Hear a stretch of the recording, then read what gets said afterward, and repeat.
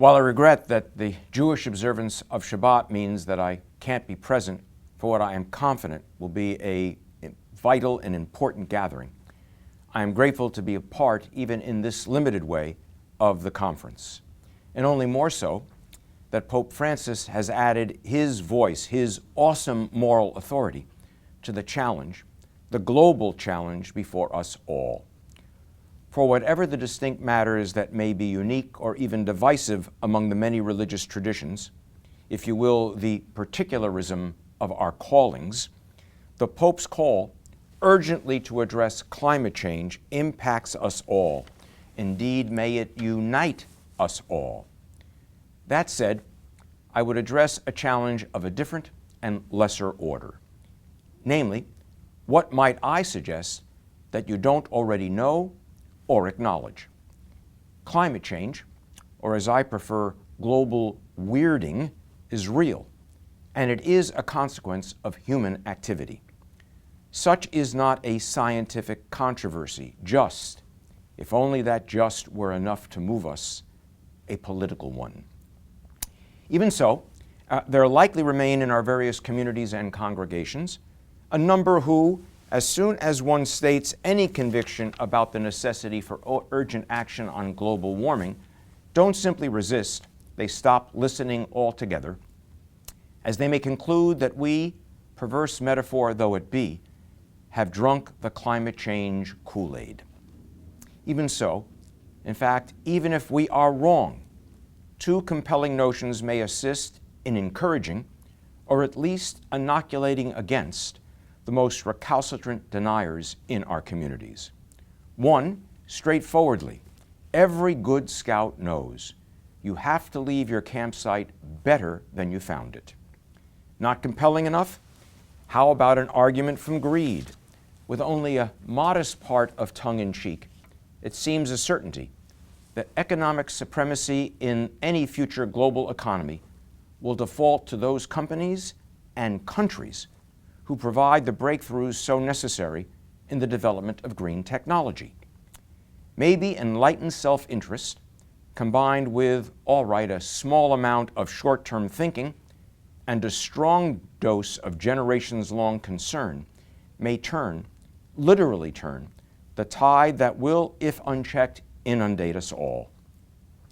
As for the remainder of my brief reflections, I would bring some few suggestions from Jewish tradition as resources freely offered to assist perhaps in argument and discussion, in homily and homework.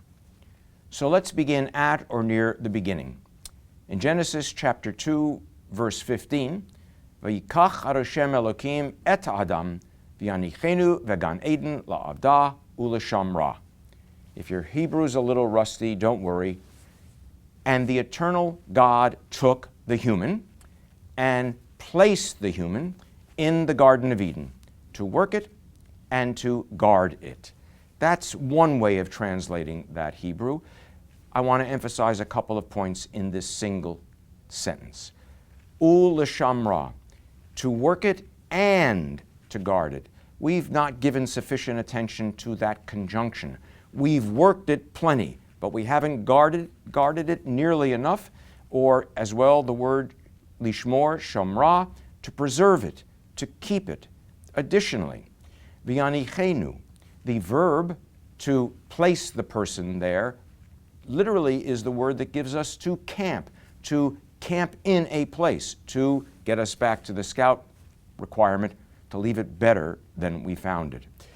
Finally, the Hebrew word la'avda, la'avod, avodah, to work, is also the word that Hebrew uses for worship. We need to recognize that in the context of how and what we do as we work and guard, preserve the world.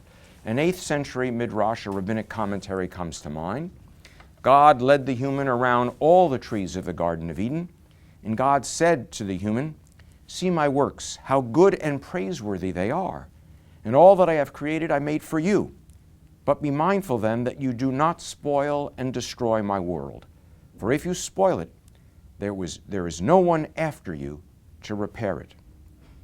And that calls to my mind a rabbinic commentary on a verse from Isaiah.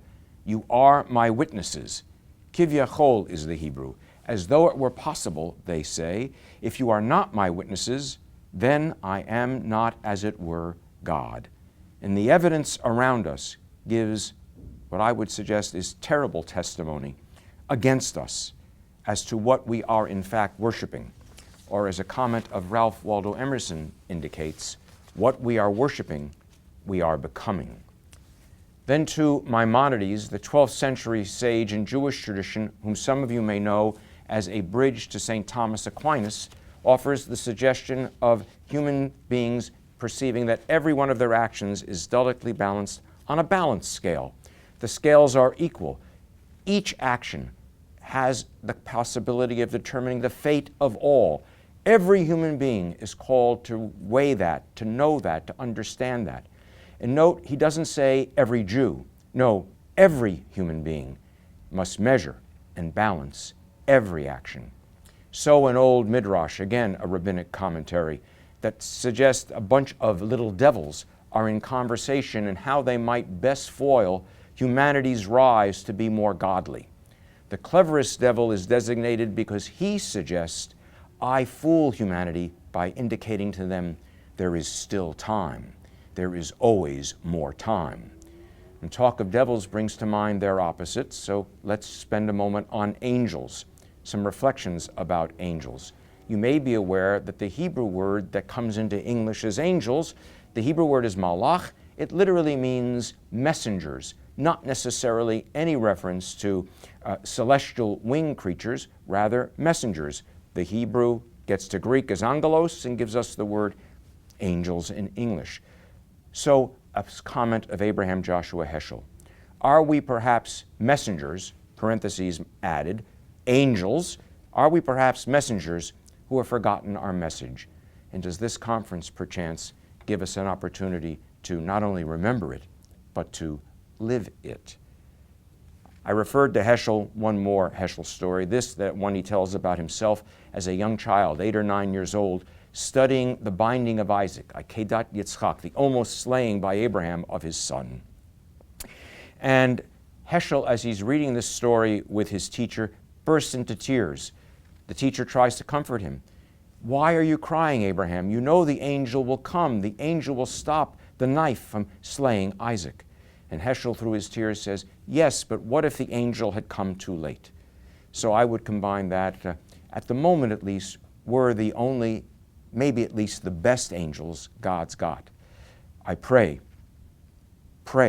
we will not be too late. So 2 final concluding reflections. I believe common to our many traditions are variations on the conviction that one who saves a single life, it is as though that person saved the whole world. We can and we must act in that fashion, for in so doing is the obvious, the saving of lives, the saving of so many future lives. Finally, a pessimistic note that I hope to turn on its head. Jewish tradition offers an entirely possible outcome, namely that we may not be redeemed. But at least it adds we should be worthy of being redeemed.